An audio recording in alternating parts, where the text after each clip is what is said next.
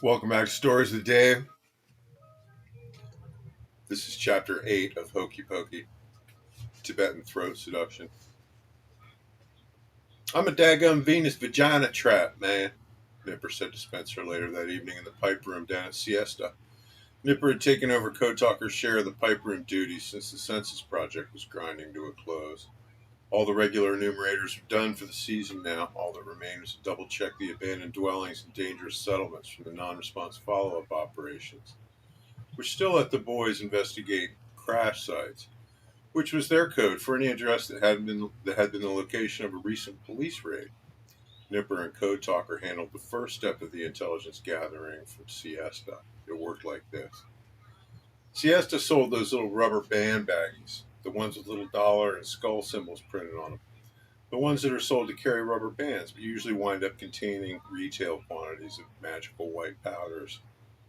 They stored those baggies under the counter at the main register in the front of the store. That way, they kept them separate from the tobacco pipes to avoid any legal confusion. If you bought those baggies at Siesta, you were buying them for rubber bands, and you had to ask for them by name since they were not on display. You had to say something like, "Man, you got any of them little rubber band baggies?" That was official policy. Unofficial policy stated that whenever Code Talker or Nipper sold a quantity of those baggies, they checked the buyer's ID and they made a mental note of the name, which they then wrote down as soon as the customer left the shop. Customers never refused. When someone came in to buy those baggies, especially after they just bought a digital scale back at the pipe room, they already felt conspicuous. By the time they asked for the baggies, they just wanted to finish their business and split. "I'll just need to check your ID for those," was all the boys ever had to say. Then each evening, a list of baggy buyers' names got emailed to Cotton Langford, Tammy's husband, who liked listening to the police scanners while he tinkered in his workshop in the evenings, but whose hobbies varied widely and often carried him far away from his workshop, but not from his scanners. Whenever he heard vague chatter about heavy police presence at a given address, he then walked that information across to the names on his master list from Siesta's daily baggy report. If there was a match, Cotton knew the police activity likely involved something that would fit into those little rubber band baggies, and there would be arrests, or, in words borrowed from another slightly predatory perspective, a high probability of finding no one at home the next day. Cotton, in turn, reported those addresses to Code Talker and Nipper, or Old Slump, or a handful of others he had on his informal payroll, for them to investigate at their leisure and in the light of day. Since the boys had a big federal government placard in their windshield, they could access any site they wanted to, and they had plausible deniability. Easy peasy. Of course, Spencer knew nothing about that program, not officially anyway. He didn't want to know. Besides, all his focus was on launching Hokey Pokey. He'd only come back to the pipe room that evening because he heard a strange noise. "Venus vagina trap? What the hell does that mean?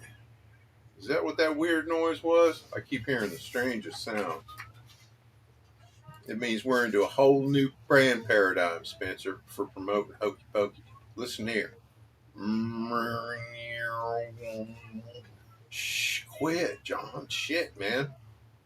"Yeah, that's the sound I've been hearing, all right. Sounds like somebody using a dadgum vibrator in here." "Exactly. That's the beauty of it. It's subliminal.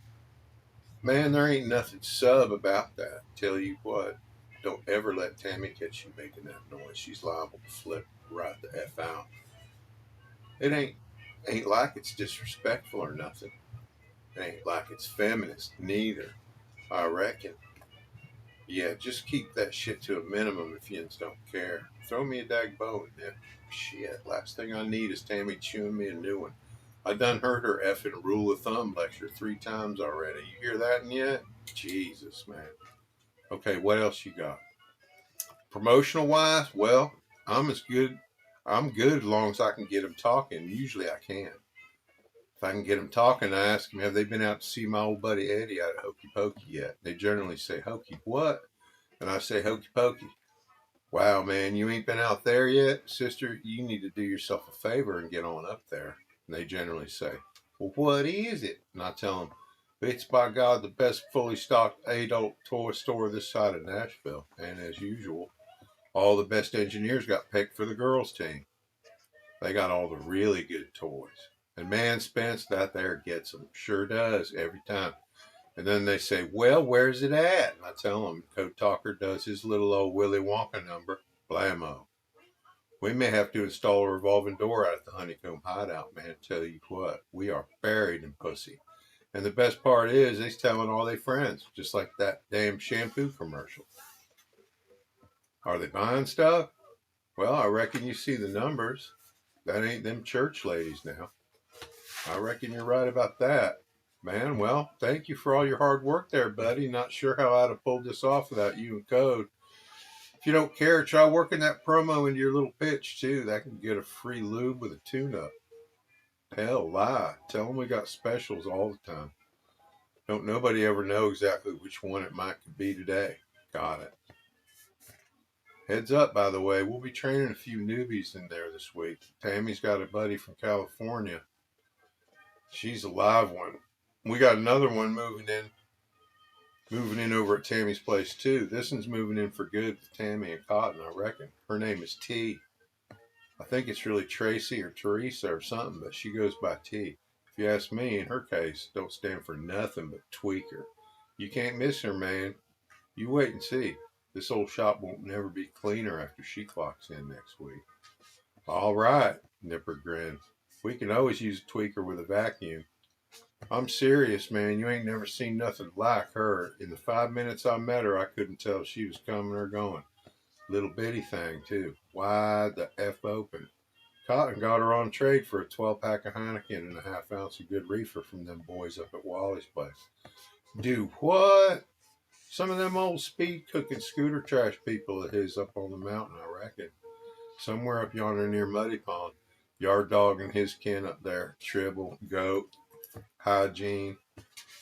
Good God, I ain't thought about them people in a good minute. Especially that hygiene boy. Now there's a scary sumbitch if I ever did meet one. Nipper paused and allowed Hygiene's image to dissipate back into suppressed memory. I reckon you know what you're doing, Spence. As long as she's trustable. Them names you mentioned, they's shifty. I don't need to tell you that. Ain't none shiftier. Oh, she's every bit of trustable, I assure you. Cotton vouches for her. Then Spence seemed to float off in thought for a minute, like he was trying to work an algebra problem in his head. Hell, Venus vagina trap, huh? Pretty sure I done heard it all now. Well, you be good, Nipper. I'll talk to y'all later. All right, boss man, Nipper said. Spencer walked out into the black light room and he opened the door to his office, turned on the lamp and switched on his monitor and sat back in the chair to light a cigarette, letting the smoke drift up into the column of lamplight beside his desk.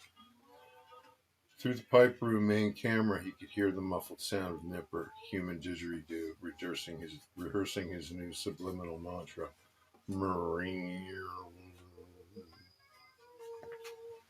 Thanks again for tuning in today for Chapter 8 of Hokey Pokey.